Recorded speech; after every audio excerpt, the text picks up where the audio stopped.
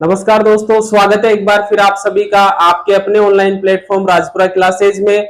दोस्तों, मई महीने की जो करंट अफेयर्स की अपनी जो पहली थीम है राजस्थान, और उसकी पहली क्लास में आज अपन शुरुआत करने जा रहे हैं इस महीने की करंट अफेयर्स का। दोस्तों, इस महीने की जो करंट अफेयर रही है उसमें कहीं ना कहीं थोड़ी देरी हुई है और उसका कुछ रीजन रहा है साथियों। तो आइए बिना देरी किए शुरुआत करते हैं इस पहली क्लास की जो अपनी राजस्थान थीम आधारित है मई महीने की। सबसे पहले तो दोस्तों, जो लोग पहली बार चैनल से जुड़ रहे हैं वो ज्यादा से ज्यादा वीडियो को शेयर करें, लाइक करें और सब्सक्राइब जरूर करें। तो अपनी जो राजस्थान की जो करंट अफेयर से जुड़ी हुई क्लास है, इसमें ऐसे प्रश्नों का संकलन दोस्तों अपन ने करने का प्रयास किया है जो आगामी परीक्षाओं की दृष्टि से महत्वपूर्ण रहने वाला है। अपनी जो पहली जो करंट की क्लासें डल चुकी है और भी अदर सब्जेक्ट से जुड़ी हुई क्लासेस डली है अपनी दोस्तों, उनमें अपन ने ऐसी चीजों को उठाया है जो एग्जाम की दृष्टि से अति महत्वपूर्ण रहने वाली है। तो ये क्लास भी कुछ ऐसे ही प्रश्नों का संकलन के साथ में हम लेकर आने का प्रयास कर रहे हैं दोस्तों, ताकि आगामी जो भर्ती परीक्षाएं हैं उनमें अपन को जो है आसानी हो सके। तो चलिए शुरुआत करते हैं पहले प्रश्न के साथ। शेरगढ़ ब्लॉक दोस्तों, अभी मई महीने के अंदर शेरगढ़ ब्लॉक आपका चर्चा के अंदर रहा है। क्या है, क्यों है, देखिए करते हैं इस पे अपन बात। नीति आयोग द्वारा संचालित कार्यक्रम, देखिए दोस्तों, आकांक्षी ब्लॉक कार्यक्रम जो एबीपी में पश्चिमी भारत में प्रथम स्थान। पहले तो ये देखिए कि जो आकांक्षी ब्लॉक कार्यक्रम है ये नीति आयोग के द्वारा संचालित कार्यक्रम है। दोस्तों, आकांक्षी ब्लॉक कार्यक्रम क्या है? आकांक्षी ब्लॉक प्रोग्राम, इसमें क्या होता है कि देश भर के 500 ब्लॉक शामिल किए गए हैं। और ऐसे ब्लॉक जो शिक्षा के क्षेत्र में, यानी जो मूलभूत सुविधाएं हैं उनके क्षेत्र में, कृषि के क्षेत्र में, तमाम प्रकार की जो चीजें हैं उनके क्षेत्र में मुख्य धारा से पिछड़े हुए हैं, अपने अन्य जो है क्षेत्रों से पिछड़े हुए हैं, उनको मुख्य धारा में लाने के लिए ये आकांक्षी ब्लॉक कार्यक्रम सरकार के द्वारा चलाया गया है। इसमें पिछड़े ब्लॉकों के अंदर केंद्र सरकार की और राज्य सरकार की, दोनों सरकारों की जो योजनाएं हैं उनको प्रभावी ढंग से लागू करना, उनकी मॉनिटरिंग करना, ताकि ये ब्लॉक दोस्तों बाकी ब्लॉकों के तरह जो है मुख्य धारा से जुड़ सके। इसके लिए जो है आकांक्षी ब्लॉक कार्यक्रम की शुरुआत केंद्र सरकार के द्वारा की गई है और इसके अंदर लगभग 500 ब्लॉक शामिल है दोस्तों। कितने ब्लॉक शामिल हैं? 500 ब्लॉक, और इनको अलग अलग जो है जोन के अंदर बांटा गया है। अब यहां पर देखिए अपने राजस्थान का जो शेरगढ़ ब्लॉक है, और ये कहां पर है? अगर शेरगढ़ ब्लॉक की अपन बात करें तो राजस्थान के जोधपुर जिले में। दोस्तों, राजस्थान के जोधपुर जिले से संबंधित है आपका शेरगढ़ ब्लॉक। ये ब्लॉक जो है ये पश्चिमी भारत में प्रथम स्थान पर रहा है, यानी जो पश्चिम भारत के ब्लॉक है उनमें आपका शेरगढ़ ब्लॉक कौन से स्थान पर रहा है? प्रथम स्थान पर रहा है। आने वाली जो भर्ती परीक्षाएं हैं उनमें यह प्रश्न कहीं ना कहीं बहुत महत्वपूर्ण रहने वाला है साथियों। इसमें देखिए पश्चिमी जो भारत है ये जोन 4 के अंदर आता है, ये जरूर ध्यान रखिएगा किसमें आता है? जोन 4 में। तो प्रश्न ये भी बन सकता है कि जो आपका शेरगढ़ ब्लॉक है वो पश्चिम भारत के अंदर प्रथम स्थान पर रहा है, या फिर यह भी आ सकता है कि जोन 4 के अंदर प्रथम स्थान पर रहा है। पहली बात तो ये। दूसरी बात अगर अपन करें इस ब्लॉक की, अगर ओवरऑल इंडिया के अंदर बात करें तो इसकी 18वीं रैंक रही है, यानी आपका जो शेरगढ़ ब्लॉक है ये पूरे भारत में जो 500 ब्लॉक है उनमें कौन से स्थान पर रहा है? 18वें स्थान पर रहा है, जबकि पश्चिमी भारत के अंदर पहले स्थान पर रहा है। और इस जोन 4 में या पश्चिम भारत में 3 राज्य शामिल हैं, उनको एक बार देख लीजिए दोस्तों। इसमें आपका राजस्थान, एक तो है राजस्थान, दूसरा है गुजरात और तीसरा है महाराष्ट्र। तीसरा कौन सा है? महाराष्ट्र।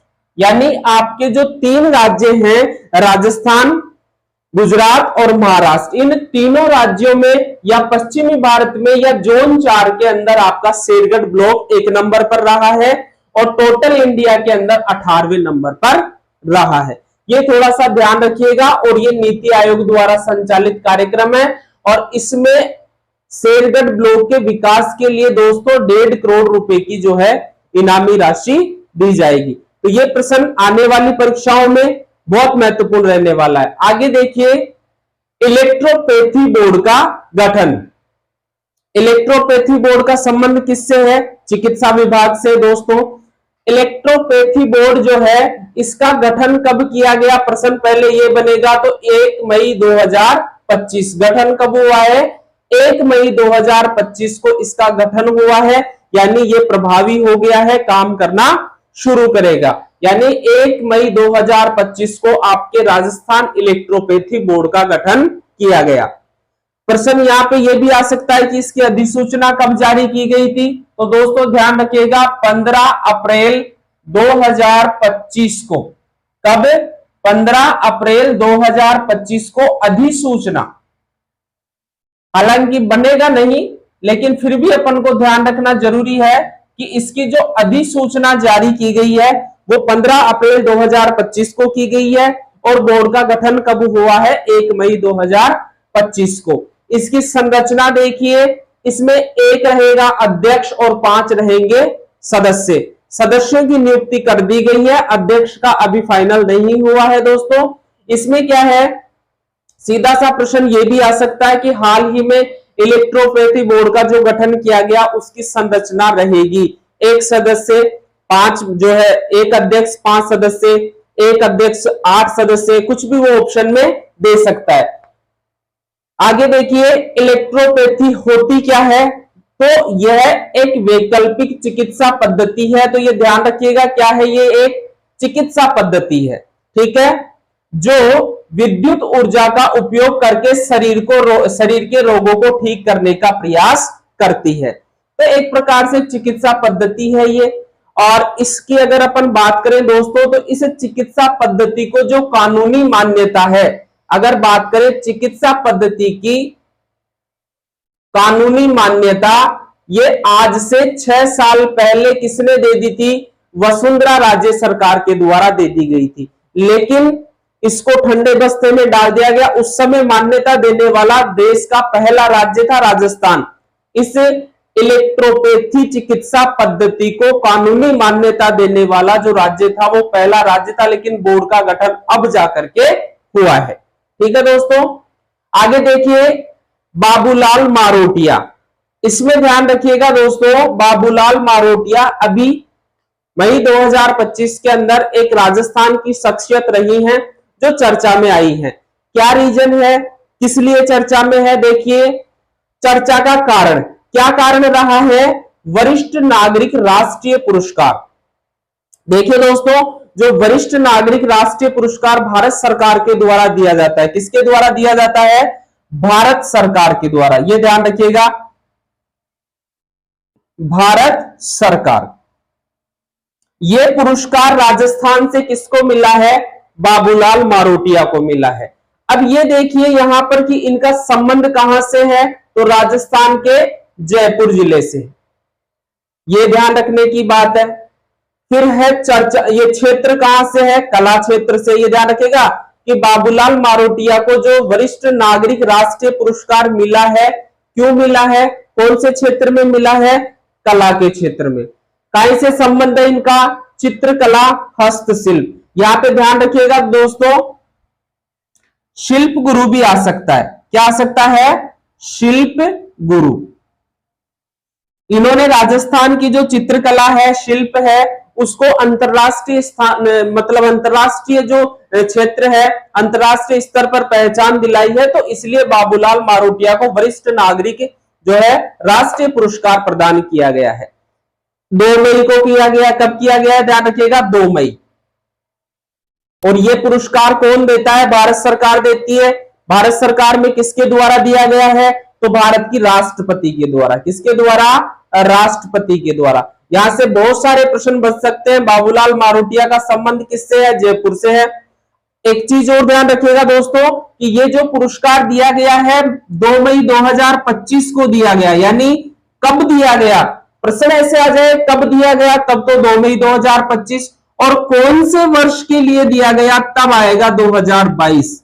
मेरे हिसाब से एग्जामिनर जो बच्चों को सवाल के अंदर फंसाएगा वो यहां पे फंसाएगा कि बाबूलाल मारोटिया, वो उत्तर तो पहले ही लिख देगा दोस्तों, अपन रट के जाएंगे यहां से कि वरिष्ठ नागरिक राष्ट्रीय पुरस्कार वर्ष 2025 के अंदर जो दिया गया है बाबूलाल मारोटिया को, वो कौन से वर्ष के लिए दिया गया है। यानी ऑप्शन में 2022, 23, 24, 25 सब मिलेगा आपको, और अपन ऑप्शन में क्या लगा देंगे 2025। देखिए ये पुरस्कार कौन से वर्ष के लिए दिया गया है, 2022 के लिए, लेकिन दिया कब गया है, 2 मई 2025। ये छोटी छोटी चीजें दोस्तों, इन्हीं में अपन जो है प्रश्न को गलत करके आते हैं, तो ये जरूर से ध्यान रखिएगा। चलिए आगे देखते हैं अगले प्रश्न को। सकल राज्य मूल्य वर्धन GSVA 2024-25। देखिए दोस्तों, जो सकल राज्य मूल्य वर्धन है 2024-25, इसके ऊपर हाल ही में ये करंट का विषय रहा है, इस पे चर्चा करते हैं। इसका अनुमान कितना लगाया गया 2024-25 के अंदर, कितना रहना है, 17.04 लाख करोड़। ठीक है, राजस्थान का सीधा सा वन लाइनर प्रश्न बनेगा कि राजस्थान का सकल जो है राज्य मूल्य वर्धन 2024-25 कितना रहेगा, तो 17.04 लाख करोड़। इसमें वृद्धि दर कितनी है, तो 12.02%, 12.02%। देखिए दोस्तों 2024-25 में 17.05 है। अगर अपन बात करें 2023-24 की, तो ये 2023-24 के अंदर 15.22 लाख करोड़ था। कितना था, 15.22 लाख करोड़ था। तो इस वर्ष के 2023-24 के मुकाबले में 2024-25 में इसकी वृद्धि दर कितनी है, 12.02%। आगे देखिए विभिन्न क्षेत्रों की अगर अपन बात करें इसमें, तो कृषि के क्षेत्र में दोस्तों 26.92%। कृषि के क्षेत्र में जिसमें आपका पशुपालन है, कृषि है, मत्स्य पालन है, वानिकी है, वह सब इसके अंदर शामिल रहेगा, और इसका कितना जो योगदान है 26.92% है। औद्योगिक क्षेत्र का 5.77% है, और निर्माण क्षेत्र का 8.6% योगदान है। तो ये थोड़ा सा सीधा वन लाइनर प्रश्न यहां से बनने के चांस रहते हैं, तो थोड़ा ध्यान रखिएगा। आगे देखते हैं दोस्तों, सांगरी को मिला जीआई टैग।